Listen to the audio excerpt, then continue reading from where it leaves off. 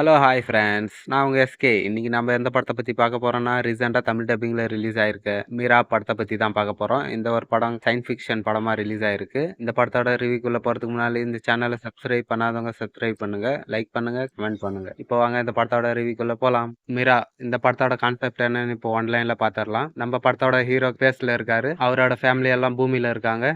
இப்படி இருக்க ஒரு கட்டத்துல பூமியில எரிக்கல் விழுந்து பேரழிவு நடக்க போறத ஹீரோ தெரிஞ்சுக்கிறாரு. இப்படி இருக்க பூமியில இருக்கிற அவரோட ஃபேமிலிய அவர் எப்படி காப்பாத்தினாரு, முக்கியமா அவரோட பொண்ண எப்படி அவர் காப்பாத்தினாருன்றது தான் படத்தோட மீதி கதை. இப்போ இந்த படத்தோட பாசிட்டிவ் என்ன, நெகட்டிவ் என்னன்னு பார்த்துடலாம். படத்தோட பாசிட்டிவா விஷுவலை சொல்லலாம். ரொம்பவே நல்லா பண்ணியிருந்தாங்க.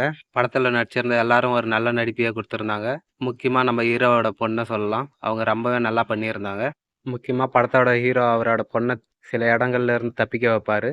அதுக்கான சீன்ஸ் எல்லாம் ரொம்ப நல்லா இருந்தது. படத்துல அந்த ஒரு பிரச்சனை ஆரம்பிச்சதுக்கு அப்புறமா ஒரு பில்டிங்ல இருந்து ஹீரோயின் தப்பிப்பாங்க. அந்த ஒரு சீனெல்லாம் ரொம்பவே தரமா பண்ணியிருந்தாங்க. படத்தோட கிளைமேக்ஸும் ரொம்பவே நல்லா முடிச்சிருந்தாங்க. படத்துல சில இடங்கள்ல லேகிங்காவே போச்சு. மற்றபடி குறைன்னு சொல்ல படத்துல எதுவும் இல்லை. படம் ஒன் டைம் பார்க்குற அளவுக்கு நல்ல ஒர்த்தான படமாவே இருக்கு.